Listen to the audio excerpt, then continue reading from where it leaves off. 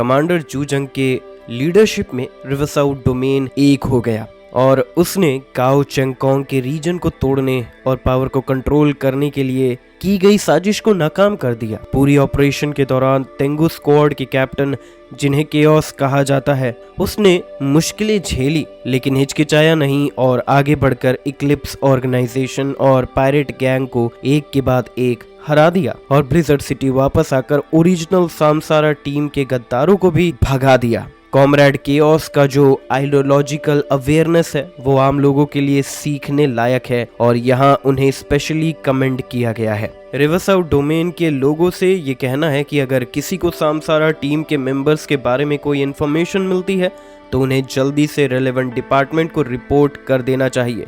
अगर किसी ने ये इन्फॉर्मेशन जानबूझकर रिपोर्ट नहीं की तो उन्हें साजिश में शामिल होने के लिए सजा दी जाएगी। आज सुबह के न्यूज़ में ये था, जैंगी अपने कमरे में ब्रेकफास्ट कर रहा था और टीवी पर न्यूज़ प्रोग्राम देख रहा था। इस बार जो इंसिडेंट हुआ था वो इतना बड़ा था कि सिटी के हर एक इंसान को पता चल गया था और इसे छुपाना मुश्किल था। लेकिन जूजंग के अंदर प्रोपेगेंडा डिपार्टमेंट भी ऐसे नहीं है। गाओ चेंगकोंग गिर चुका था और उन्हें नए फ्लैग की ज़रूरत थी लोगों को शांति देने के लिए। इसीलिए जैंगी, जो एक आउटर सिटी का म्यूटेंट था, बेस्ट कैंडिडेट बना। उसके हम्बल बैकग्राउंड, सुपीरियर एबिलिटीज और आउटस्टैंडिंग अचीवमेंट्स की वजह से वो नीचे के लोगों की ग्रास रूट्स काउंटर अटैक का सपना पूरा करने के लिए आइडियल था। जब सिचुएशन थोड़ी स्टेबलाइज हो गई, जैंगी ने सोचा कि जूजंग को गुड बाय कहकर हेवनली सी सिटी वापस जाके आराम करेगा। विला से निकलकर जब गार्ड्स ने उसे देखा तो उन्होंने इज्जत से सैल्यूट किया, यानी उन गार्ड सोल्जर्स उसे ऐसे देख रहे थे जैसे हीरो को देखते हैं। और जब वो गेट से बाहर निकल रहा था उसने तुरंत आसपास से तालियों और शोर की आवाज़ सुनी। जैंगी ने घूम कर देखा, बाहर फेंस के पास लोग खड़े थे, मर्द और औरतें थी जो एक्साइटेड होकर जैंगी का कोड नेम केओस चीयर कर रहे थे। उनमें काफ़ी यंग और ब्यूटीफुल लड़कियां थी और कुछ चार्मिंग यंग वुमेन भी थी, साथ ही हाई राइज फैमिलीज के यंग मैन भी। जो लोग यहाँ आए थे वो ज़्यादातर एरिया ए के टॉप एग्जीक्यूटिव के परिवार के लोग थे, लेकिन कोई भी अपने मोबाइल फ़ोन से फ़ोटोज़ नहीं ले रहा था क्योंकि रीजन में ये रेगुलेशन था कि स्पेशल डिपार्टमेंट की फिल्म बनाने की परमिशन नहीं है ताकि इंटेलिजेंस लीक ना हो। सामसारा स्क्वाड के इंसिडेंट के बाद सीनियर मैनेजमेंट ने इस एस्पेक्ट को और ज़्यादा स्ट्रिक्टली मॉनिटर करना शुरू कर दिया था, इंक्लूडिंग जैंगी का नाम। अब सब कुछ एक राज बन गया था जो प्राइवेट में मेंशन करना मना था। जैंगी ने उन्हें मुस्कुराते हुए हाथ हिलाया और वहाँ की तालियां और चीखों का शोर और ज़्यादा बढ़ गया। जैंगी ने अपने आप को रोक नहीं पाया और गाओ चेंगकोंग के पहले वाले ट्रीटमेंट के बारे में सोचने लगा। अब मैं एक आइडल बन गया हूँ। लास्ट डेज में लोगों को सच में एक आइडल की ज़रूरत होती है अपने सोल को सस्टेनेंस देने के लिए। मुझे हेडक्वार्टर्स जाना होगा, जैंगी ने एक गार्ड से कहा। गार्ड ने यह सुनते ही तुरंत कार स्टार्ट की और उसके लिए जो कार असाइन की गई थी वो लेकर आया। जैंगी कार में बैठा और नए कमांड सेंटर की तरफ निकल पड़ा। जैंगी नए कमांड सेंटर पहुंचा। पुराने साइट को जंग ने तबाह कर दिया था और कई मटेरियल्स भी नष्ट हो गए थे, इसीलिए नया सेंटर काफ़ी बिजी था। नए कमांड सेंटर पहुंचने पर जैंगी को सब लोगों ने गर्मजोशी से वेलकम किया। वो लोग जैंगी के साथ पोलाइट नहीं थे बल्कि उन्होंने उसे दिल से इज्जत दी और शुक्रिया कहा, क्योंकि अगर जैंगी वक्त पर मदद न करता तो यहाँ ज़्यादातर लोग मर चुके होते। अगर वो जिंदा भी होते तो जूजंग के मरने से उनका सब कुछ चला गया होता। ये फीलिंग बिल्कुल वैसी थी जैसे गाओ चेंगकोंग ने अपने बैटल जीतकर वापस आने पर फील की थी। जैंगी के पास टाइम नहीं था शाय करने का, तो उसने अपना मकसद सीधा बता दिया। जल्द ही वो जूजंग के ऑफिस पहुंच गया। लैंग शिंगचैंग खुद जैंगी से मिलने आई। ये सेक्रेटरी जो पहले काफ़ी एम्बिशियस थी अब जैंगी को ख़ास इज्जत दे रही थी। शायद ये जैंगी की लाइफ सेविंग ग्रेस की वजह से था या फिर इस बात से भी कि उसने महसूस किया कि जैंगी की स्टेटस अब बिल्कुल अलग होने वाली है। ये उसके स्ट्रेंथ से दिखाई दे रहा था। कम से कम अभी के लिए जैंगी का strength level current captain level से भी ऊपर था। जैंगी ने जूजंग से मुलाकात की। वो एक ग्रीन मिलिट्री स्टाइल शर्ट पहने हुए था और विंडो के पास खड़ा डॉक्यूमेंट पढ़ रहा था। जैंगी को देखते ही उसके चेहरे पर एक बहुत ही गर्म स्माइल आई। जैंगी, तुम आ गए, आओ बैठो और बात करते हैं, जूजंग ने कहा। जैंगी और जूजंग सोफा पर बैठ गए और लैंग शिंगचैंग ने उनको कॉफ़ी सर्व की। जूजंग ने जैंगी की तरफ देखा, लेकिन वो बस वही पुरानी बातें थी। जैंगी ने मुस्कुराते हुए सुन लिया और फिर अपना मकसद स्पष्ट किया। इक्लिप्स का मसला सॉल्व हो गया है, अब मुझे हेवनली सी सिटी वापस जाना है। इस बार मैं आपको गुड बाय कहने आया हूँ। जब जूजंग ने ये सुना तो उसने तुरंत जैंगी को रुकने के लिए मनाया। जैंगी, तुम्हारा इस ऑपरेशन में जो परफॉर्मेंस था उसने सबको हैरान कर दिया। तुम एक बहुत ही टैलेंटेड इंसान हो। सिर्फ तुम्हारा कॉम्बैट लिटरेसी ही नहीं बल्कि तुम्हारी बैटलफील्ड कमांड कैपेबिलिटीज भी काफ़ी अच्छी है। सबसे ज़रूरी बात यह है कि तुम्हारा लॉयल्टी रिवरसाउथ डोमेन के लिए बिल्कुल क्लियर है। मैं ये क्लियरली देख सकता हूँ। मैं चाहता हूँ कि तुम यहाँ रहो। मैं तुम्हारे लिए तेंगू स्क्वाड का एस्टेब्लिशमेंट भी रख सकता हूँ ताकि तुम एक असली इन्वेस्टिगेशन कैप्टन बन सको। छुपाने की बात यह है कि ब्लिजर्ड सिटी ने अपने एक्सटर्नल दुश्मनों को हरा दिया है, लेकिन अंदर से अभी भी बड़े प्रॉब्लम्स हैं। बियान जुनवू जंग में मर गया और गाओ चेंगकोंग का डिफेक्शन एक छुपा हुआ खतरा बन गया है। हमें टॉप कॉम्बैट कैपेबिलिटीज की जरूरत है। क्या तुम यहाँ रुक सकते हो? जूजंग ने जैंगी को सच्चाई से देखा। अगर तुम्हारे कोई रिक्वायरमेंट्स हैं तो हम उन्हें डिस्कस कर सकते हैं। जो भी मैं कर सकता हूँ मैं ज़रूर तुम्हें पूरा करूँगा। मैं ज़रूर वो पूरा करूँगा। जूजंग इस वक्त काफ़ी थ्रस्टी था टैलेंट्स के लिए। उसे अपनी टीम की स्ट्रेंथ को बढ़ाने की बहुत ज़रूरत थी। जैंगी उस टैलेंट का सिंबल था जो वो अभी सबसे ज़्यादा चाहता था। जैंगी हल्की मुस्कुराहट के साथ कॉफ़ी का एक सिप लेता है और बोला, मुझे जंग और मारकाट के दिन नहीं पसंद। तुम्हारी मेहरबानी का शुक्रिया। जैंगी ने कोई हेसिटेशन नहीं दिखाई, क्योंकि अगर जूजंग को एक चांस मिल गया तो वो और भी ज़्यादा तरीके ढूंढने लगता ताकि वो जैंगी को अपने साथ रख सके। जैंगी ने जूजंग का कोई उधार नहीं लिया था, लेकिन ब्लिजर्ड सिटी उसका बड़ा एहसानमंद था, इसलिए उसने जूजंग के साथ पोलाइट होने की ज़रूरत नहीं की। जूजंग को थोड़ा हेल्पलेस फील हुआ, लेकिन जैंगी उसका सेवियर था और इसीलिए वो उसे ज़बरदस्ती नहीं रख सकता था। एक्चुअली वो नहीं कर सकता था, लेकिन इतना अच्छा हेल्पर जैसे जैंगी को छोड़ने का मन भी नहीं था। थोड़ी देर सोचने के बाद उसने एक और सजेशन दिया, तो अगर मैं तुम्हें एक्सपर्टाइज बना दूं, तुम्हें ब्लिजर्ड सिटी में हमेशा के लिए रहने की ज़रूरत नहीं है। मैं तुम्हारे लिए तेंगू टीम का एस्टैब्लिशमेंट रिजर्व कर दूंगा और तुम्हें कैप्टन लेवल नहीं super captain level key benefits और अलावेंस भी मिलेंगे, जो ओरिजिनल कैप्टन लेवल सब्सिडी से 20% ज़्यादा होते हैं। कैप्टन लेवल अलावेंस काफ़ी जनरस हैं, जो mainly state of the art weapons और इक्विपमेंट की परचेस प्राइस और प्रायोरिटी में रिफ्लेक्ट होती है, साथ ही जेनेटिक ड्रग्स में भी। लेकिन ये सब जैंगी के लिए अब इतना अट्रैक्टिव नहीं था। उसने सिर्फ अपना सर हिला दिया और कहा, मुझे ऐसी दुनियादारी के इरादे नहीं हैं। जूजंग का चेहरा थोड़ा सीरियस हो गया और बोला, अगर रिवरसाउथ डोमेन को दोबारा ऐसे क्राइसिस का सामना होता है तो क्या तुम एक्शन लेने के लिए तैयार नहीं होगे? जैंगी कॉफ़ी पीते हुए थोड़ा सोचकर जवाब देता है, अगर बात जान की हो तो मैं एक्शन ले लूँगा, लेकिन अगर ये किसी के पर्सनल इंटरेस्ट के लिए हो तो मैं बिल्कुल शुक्रिया कहूँगा। जैंगी ने ये बातें काफ़ी पोलाइटली की, लेकिन अगर कोई चीज़ उसके लिए फ़ायदे की नहीं थी तो वो शायद उसमें शामिल नहीं होगा। ऑफकोर्स इक्लिप्स मून जैसे इवेंट्स और फॉरेन एनिमीज़ की इन्वेजन के अलावा उसे किसी का वेसल या थग बनना बिल्कुल पसंद नहीं था। जूजंग अभी जो एटीट्यूड दिखा रहा था वो काफ़ी पोलाइट और थोड़ा हम्बल था, लेकिन अगर जैंगी ने हाँ कर दिया और इन्वेस्टिगेशन टीम का कैप्टन बन गया तो जब जूजंग उसे अपनी ज़रूरत के लिए यूज़ करेगा तो ये सब पोलाइट बिहेवियर वैसा नहीं होगा। ये वैसे ही है जैसे काम से रिज़ाइन करने के बाद बॉस आपको रखने के लिए परसुएड करता है। कभी किसी चीज़ को ज़्यादा ना समझो। अगर आप सच में सॉफ्ट हार्टेड हैं तो आपको काफ़ी मुश्किलों का सामना करना पड़ेगा।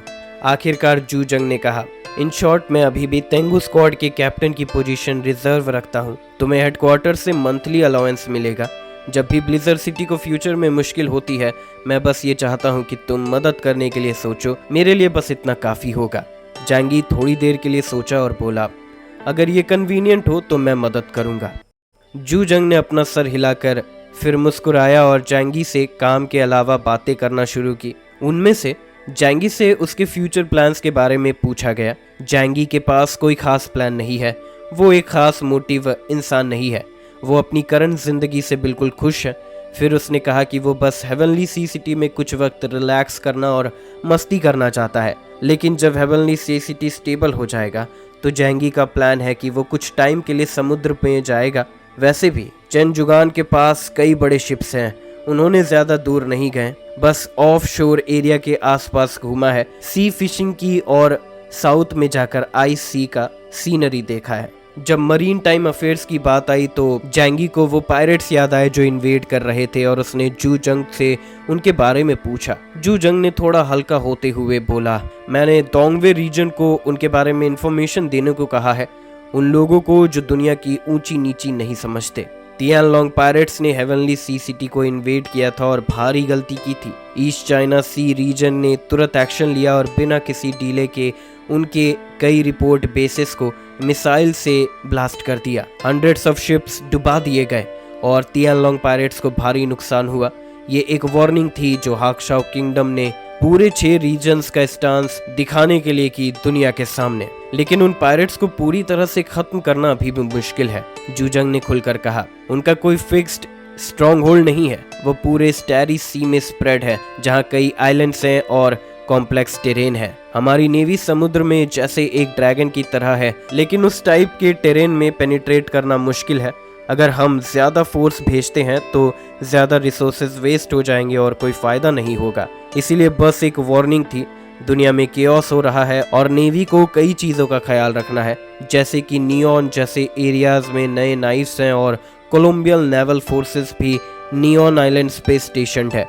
एक ग्रुप ऑफ रैगटैग पायरेट्स को एलिमिनेट करने के लिए इतने रिसोर्सेस इन्वेस्ट करना एक बेकार काम है। इसके अलावा हेवनली सी सिटी को ज़्यादा नुकसान नहीं हुआ था पायरेट्स की वजह से, क्योंकि जैंगी ने पहले ही कुछ प्रिकॉशंस ले लिए थे।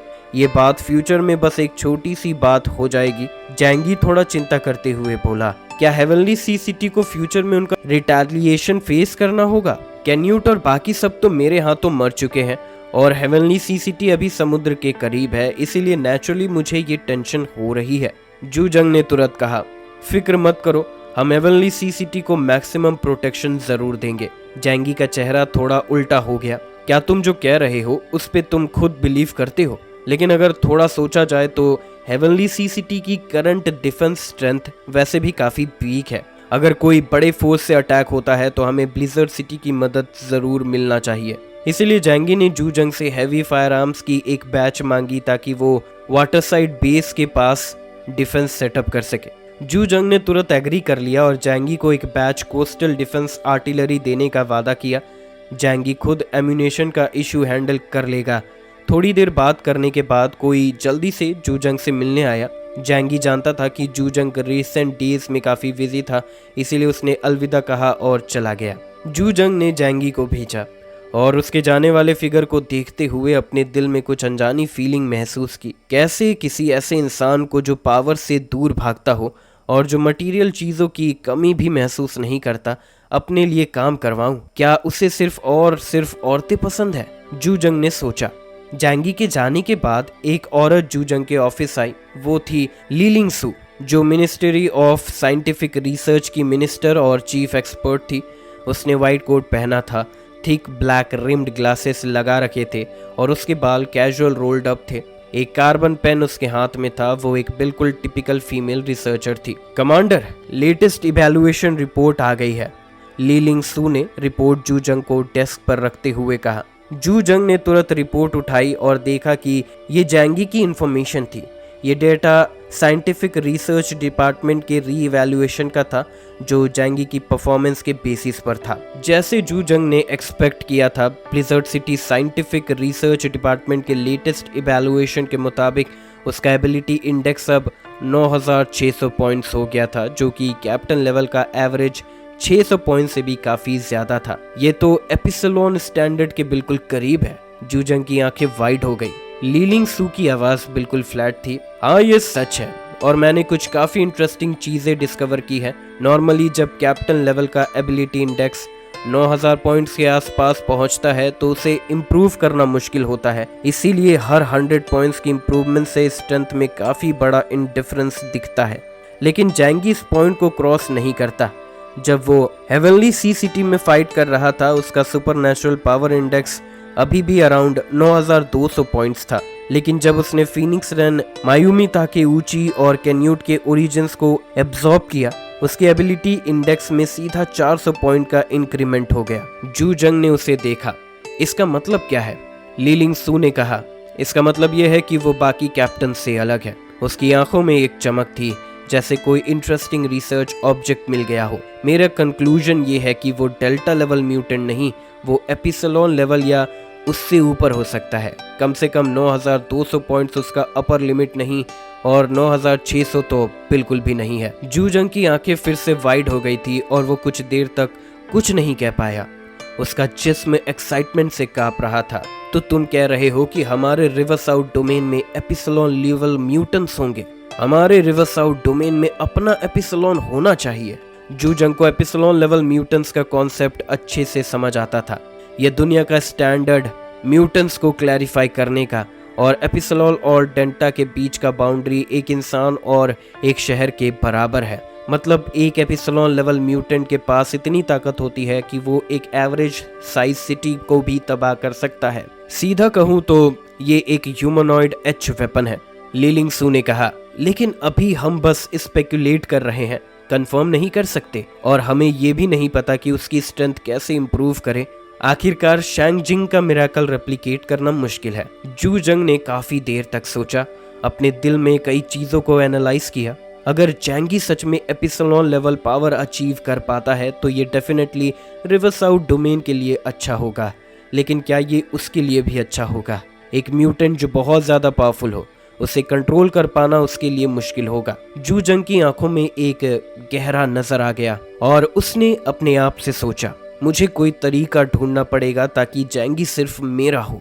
सिर्फ तभी मैं शांति से रह सकता हूँ। जैंगी जब जू जंग के ऑफिस से निकल गया तो वह वेपन्स वेयर हाउस गया, जहां उसने मिलिट्री सप्लाईज का एक बड़ा स्टॉक लिया। इस मिशन में उसे 1 बिलियन पॉइंट्स मिले थे, जो कि उसके लिए काफ़ी थे ताकि वो स्पेशल वेपन्स और इक्विपमेंट खरीद सके।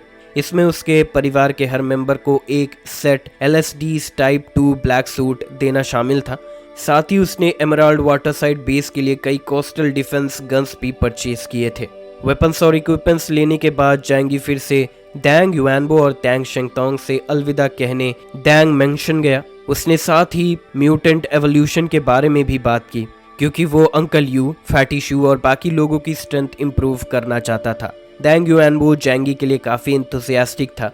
उसने जैंगी को टी हाउस बुलाया और टैंग शेंगतोंग के साथ मिलकर उसका ख्याल रखा। जैंगी की रिक्वेस्ट सुनने के बाद टैंग युआनबो काफ़ी देर तक सोचने के बाद धीरे से बोला, लियांग यू की कंडीशन को रेप्लिकेट करना पॉसिबल नहीं है। हर किसी का फिजिक और प्रिजर्वेरेंस उसकी तरह नहीं है, और ये तरीका सिर्फ उन म्यूटेंट्स के लिए काम करता है जो डेल्टा लेवल के ऊपर है। लेकिन मैं एक और प्लान दे सकता हूँ। मैं उनकी स्ट्रेंथ को मैक्सिमम एक्सटेंट तक उनके सुपर पावर लेवल के रेंज के अंदर इम्प्रूव करने में मदद कर सकता हूँ। जैंगी की आंखें चमक उठी। उसने तुरंत अपनी शांति वापस पाई। मुझे क्या करना होगा अगर आप मदद कर सकते हो तो?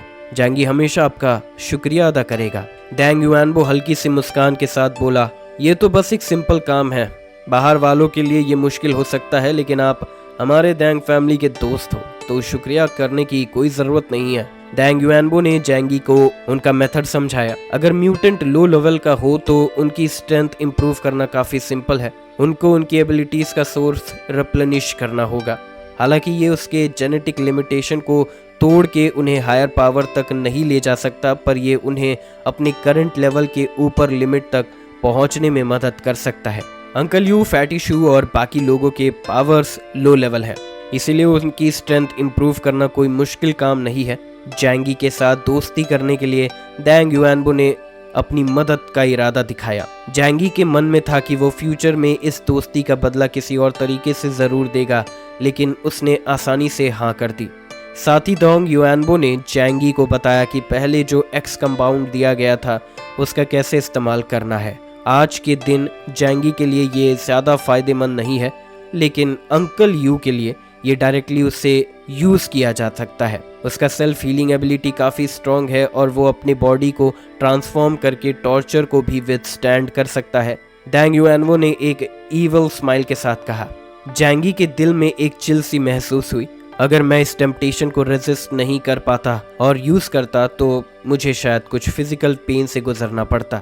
डैंग युआनबो और डैंग शेंगतोंग से अलविदा कहने के बाद जैंगी ने यांग शिनशिन और फ्लावर को साथ लिया और ब्लिज़र्ड सिटी छोड़ा। जाने से पहले तेंगू टीम के मेंबर्स ने उससे मिलकर उसका फेयरवेल दिया। बस बैली चंकिंग नहीं आया क्योंकि वो सीरियसली इंजर्ड था और उसे आराम करने की बहुत ज़रूरत थी।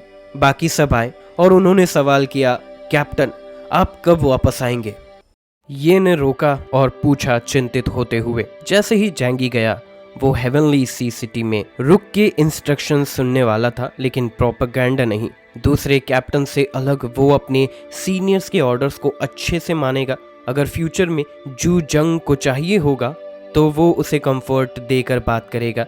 इसका मतलब है कि तेंगू टीम को फ्यूचर में ज़्यादा मिशन नहीं मिलेंगे। जैंगी ने ये लुइंग हाउ और शाक्शाओ मियाओ को देखा और हल्की मुस्कान के साथ बोला, टैंग शेंगतोंग अब वापस आ गया है, तुम्हें अपने टीम में वापस जाना चाहिए। मैं जू जंग से इस बारे में बात कर लूँगा। लेकिन वो कह रहा था, मुझे वापस नहीं जाना बॉस, मैं आपके साथ रहना चाहता हूँ। शाक्शाओ मियाओ और लुइंग हाउ ने भी बिना हेजिटेशन के वही एटीट्यूड दिखाया। मैं भी। जैंगी की स्ट्रेंथ देखकर उन्होंने नेचुरली ये सोचा कि ये मौका मिस नहीं करना चाहिए। जैंगी ने थोड़ा सोचने के बाद शांति से बोला, जो तुम चाहो वो कर सकते हो। अगर तुम मेरे साथ रहना चाहते हो तो रह सकते हो। वो अपने स्वभाव से काफ़ी डिसिप्लिन्ड नहीं रहा और फ्यूचर में उन्हें ज़्यादा मैनेज करने का टाइम नहीं मिलेगा। ये टेंगू टीम कभी भी आ जा सकता है और जैंगी कभी भी उन्हें रेस्ट्रिक्ट नहीं करेगा। वैसे भी नेक्स्ट मिशन कब होगा ये किसी को नहीं पता। जैंगी ने ब्लिज़र्ड सिटी की स्पेशल ट्रेन ली और वापस हेवनली सी सिटी गया। याओ में सबवे स्टेशन से बाहर निकलते हुए, स्नो वर्ल्ड देखते हुए और ठंडी हवा को महसूस करते हुए जैंगी को काफ़ी आराम महसूस हो रहा था। फाइनली अच्छा रेस्ट मिलने वाला है, उसने इमोशनल होते हुए कहा। इक्लिप्स के लैंड होने के बाद पूरा रिवरसाउथ डोमेन उल्टा पुल्टा हो गया है। ना सिर्फ फॉरेन रोनिन का इन्वॉल्वमेंट था, बल्कि सबसे ज़्यादा परेशानी ब्लिज़र्ड सिटी के अंदर की प्रॉब्लम्स है। जैंगी बस बेचारा इन्वॉल्व हो गया था और ट्रबल बढ़ती गई थी। अब वक्त है थोड़ा अच्छा जीने का। जैंगी और यांग शिनशिन घर वापस आए और सब लोगों ने उन्हें गर्म जोशी से वेलकम किया। जोकीर और यांगमी एक्साइटेड होकर उनके पास आए और जैंगी को हक किया। जैंगी, तुम फाइनली वापस आ गए। क्या तुम अब घर पे ही रुकोगे ना? कितनी मुश्किल हो गई थी तुम्हारे लिए ये 2 महीने। यांगमी ने जैंगी के कान के पास जाकर सॉफ्ट टोन में बोला, पहले खाना खाए या नहा ले, या फिर मैं। जैंगी ने थोड़ा हेल्पलेस होकर कहा, मैं अभी आया हूँ, बस थोड़ा रेस्ट करना चाहता हूँ। यांगमी थोड़ा डिसअपॉइंटेड हुई, लेकिन जैंगी ने अपना कोट उतारकर जोकीर को दे दिया। मैं पहले शावर लेने जा रहा हूँ, कौन मेरा पीठ साफ कर देगा? यांगमी की आंखों में चमक आ गई और उसे याद आया कि वो पहली बार जैंगी से बाथरूम में ही मिली थी, तो उसने तुरंत हाँ कर दी। काफी टाइम बाद शाम हो गई थी। आज काफी रेयर था कि स्नो कंटिन्यू नहीं हो रही थी। आसमान साफ था और थोड़े से तारे दिख रहे थे। जैंगी अपने बिस्तर पर लेटे हुए अपना हाथ सर के नीचे रखकर पीछे आधे साल में जो कुछ भी हुआ उस पर सोच रहा था। आधा साल जैसे एक सपना लग रहा था। वो और उसके आसपास सब अपनी जान बचाने के लिए मेहनत कर रहे थे, लेकिन ये फीलिंग उसे नफरत नहीं देती थी। कम से कम उसका जीवन पहले से बेहतर हो रहा था, पिछले टाइम की तरह जब वो बस हर दिन एक मूड में था। अब ऐसा नहीं था। शायद सबके दिल में ये उम्मीद थी कि ये सब जल्दी खत्म हो जाए। जैंगी ने कुछ मरमर किया। ये हारुकी मुराकामी के वर्ड्स हैं, जो उसके फेवरेट राइटर में से एक है और ये उसके काम IQ 84 में है। जैंगी को ये हमेशा काफी पसंद था। जोकीर ने अपना हाथ उसके छाती पर रखा। उसके सर्जिकल हाथ काफी डेलिकेट थे। तुम्हें अचानक ये सब क्यों फील होने लगा? वो मुस्कुराते हुए पूछती है। दूसरी तरफ यांगमी ने मटर किया, मुझे लगता है तुम थोड़ा थके हुए हो, अच्छा रेस्ट करो। उसने जैंगी के साइड फेस को देखा और थोड़ा डिस्ट्रेस्ड होते हुए उसकी तरफ बढ़ाया और थोड़ा डिस्ट्रेस्ड होते हुए हाथ उसकी तरफ बढ़ाया। तुम्हें कुछ सोचने की जरूरत नहीं है, सब कुछ अच्छा है जैसा तुम चाहते हो। हम साथ हैं और काफी खुशी से जी रहे हैं। वर्ल्ड के एंड के बारे में उन्होंने काफी पहले अपनी इनिशियल पैनिक को छोड़ दिया था। आजकल सब लोग ऐसे डूम्सडे फोर्ट्रेस में जी रहे हैं, बिना खाने पीने की चिंता के, और ना ही जिंदगी के लिए पहले जैसे बिजी रहने की जरूरत है। यांगमी को दूसरों के सामने एक फ्लॉलेस गॉडेसेस बनने की जरूरत नहीं थी। जोकीर को अपने पोजीशन के लिए लीडर बनने की कोई नीड नहीं थी और ना ही रोज सर्जरीज करने का प्रेशर था। सब अपने पसंद के काम कर रहे थे जो पहले कभी सोचा नहीं जा सकता था। जैंगी ने जोकीर को देखा और फिर यांगमी को, और अचानक उसे बाहर जाके थोड़ी रिलैक्स करने का मन किया। उन्हें रिलैक्स करना काफी जरूरी लग रहा था। जिंदगी में काफी तरीके होते हैं रिलैक्स करने के, पर कभी कभी सिर्फ अपने बॉडी को नहीं, माइंड को भी रिलैक्स करना पड़ता है। चलो थोड़ी देर बाद हम समुद्र में चल पड़े और एंजॉय करें। चेनजुगान के पास एक बड़ा आइस ब्रेकर है। हम सिर्फ ऑफ शो एरिया में ट्रैवल करेंगे, फिशिंग वगैरह करेंगे। दोनों औरतें की आंखें एक्साइटमेंट में बड़ी हो गई। क्या सच में? जैंगी ने कंफर्म किया, हाँ बिल्कुल। जमीन पर देखने के लिए ज्यादा जगह नहीं है, समुद्र पर जाना भी अच्छा होगा। आइस ओशन का सीनरी देखने का मजा ही कुछ और होगा। तब जैंगी ने सोचा, उस वक्त मैं चेनजुगान के पास भी रुकूंगा और वहां की कोस्टल डिफेंसेस को कंसोलिडेट करने के लिए काम करवाऊंगा। रिवरसाउथ डोमेन की कोस्ट लाइन इतनी लंबी नहीं है, सिर्फ 5 शहर के बीच में है और हेवनली सी सिटी सबसे ज्यादा प्रॉस्पेरस है। हाक्शाओ किंगडम के स्ट्रेंथ के साथ और इक्लिप्स मून की टोटल एनाइलेशन के बाद और तियानलोंग पायरेट फ्लीट की इंटिमिडेटिंग पावर के चलते ओवरसीज ऑर्गेनाइजेशन से अटैक होने की प्रोबेबिलिटी कम है। लेकिन अच्छा जीना और शांति से जीना जरूरी है, इसीलिए मैं उन्हें पहले ही निपटाना चाहता हूँ। उसने कोस्टल डिफेंस के लिए काफी हैवी वेपन्स के लिए जू जंग से माफी मांगी थी। अगले दिन जैंगी सुबह तक 10 बजे तक सो रहा था। जोकीर और यांगमी थोड़ी थकी हुई थी कल, इसीलिए वो भी नहीं उठी थी। जैंगी अपने पजामास में था। धीरे धीरे वॉश करने के बाद अपने स्लीपर्स पहने और नीचे लिविंग रूम में गया। वहाँ वीडियो गेम्स का साउंड आ रहा था। जैंगी ने स्टेयर से अपना सर झुकाकर देखा और फैटी शू को देखा जो कंट्रोलर को कंसंट्रेशन के साथ रब कर रहा था, आंखों के नीचे काले दागों के साथ। क्या तुम मरने से नहीं डरते? जैंगी ने रेलिंग पे उतरते हुए कहा। फैटी शू डर गया और जैंगी की आवाज सुन के वो जल्दी से चीखा, मैं फिर से मर गया। जैंगी ने उठकर देखा और देखा कि फैटी शू फिर से अपने आप को टॉर्चर करते हुए सोल गेम खेल रहा था। मुझे एक कप कॉफी बना दो, जैंगी ने उसे थोड़ा मारते हुए कहा और फिर सॉफ्ट सोफा पर बैठ गया। फैटी शू बस जाकर कॉफी बनाने लगा। जल्द ही घर के दूसरे लोग भी लिविंग रूम में आने लगे। लियांग यू सबसे पहले उठ गई जब जैंगी उठने लगा। वो ऑलरेडी अपनी रिहैबिलिटेशन एक्सरसाइज कंप्लीट कर चुकी थी क्योंकि वो एक एनहांस म्यूटेंट थी और उसकी सेल्फ हीलिंग एबिलिटी बहुत स्ट्रांग थी। और जोकीर भी वहाँ थी जो उसके बोन्स को सेट कर रही थी। लियांग यू जल्दी रिकवर हो गई थी। जब सब लोग आ गए, जैंगी ने अपने फ्यूचर प्लान्स के बारे में बात की। पहला प्लान था उन्हें ब्लिजर्ड सिटी भेजना और दंग ग्रुप के ट्रांसफॉर्मेशन प्रोसेस को एक्सेप्ट करने के लिए। इस बारे में अंकल यू नेचुरली बहुत एगर थे। वो अपने आप को ज़्यादा स्ट्रॉन्ग बनाना चाहते थे ताकि वो टीम के लिए कुछ कंट्रीब्यूट कर सके। फैटी शू थोड़ा डर गया था। क्या मुझे दंग की टेक्नोलॉजी से मॉन्स्टर बना देंगे? क्या वो मेरे आर्म काटकर मैकेनिकल प्रोस्थेटिक लगा देंगे जैसे साइबर पंक गेम में होता है? शायद मेरे ब्रेन में भी चिप इंस्टॉल कर देंगे। फैटी शू को ये सोचकर पूरा का पूरा डर लग रहा था। जैंगी ने गुस्सा होते हुए आंख मारकर कहा, ये रोबोट की बातें कर रहे हो तुम? आजकल के रोबोट्स म्यूटेंट्स जितने यूजफुल कहाँ होते हैं। मैकेनिकल टेक्नोलॉजी अभी इतनी एडवांस नहीं हुई है। Robots ultra low temperature environment में मैल फंक्शन का शिकार हो जाते हैं और उनकी एंड्योरेंस भी स्ट्रांग नहीं होती। सीधा सीधा ये एक एरा है जब बड़े म्यूटेशन हो रहे हैं। सुपर पावर्स ऐसे कैपेबिलिटीज दिखाई हैं जो कंटेम्प्रेरी टेक्नोलॉजी से भी ज़्यादा पावरफुल फील्ड्स हैं। पर साइंस और टेक्नोलॉजी भी डेवलप हो रही है। शायद किसी दिन टेक्नोलॉजी और सुपरनैचुरल पावर्स का कॉम्बिनेशन और भी ब्राइट स्पार्क प्रोड्यूस करे। ये सुनकर यांगमी क्यूरियस होकर पूछती है, तो क्या मुझे भी जाना पड़ेगा? मेरा एबिलिटी तो ऑक्सिलरी है। जैंगी मुस्कुराते हुए उसके सफ़ेद और नर्म हाथों को थोड़ा स्क्वीज करते हुए बोलता है, तुम्हें जाने की ज़रूरत नहीं है।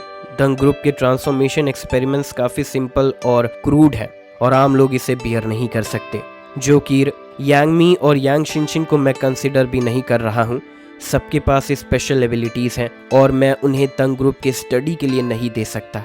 अंत में डिस्कशन का रिजल्ट ये निकला कि अंकल यू और फैटी शू को ब्लिजर्ड सिटी भेजा जाएगा, जहां उन्हें दंग ग्रुप के ट्रांसफॉर्मेशन एक्सपेरिमेंट्स और प्रोफेशनल ट्रेनिंग मिलेगी।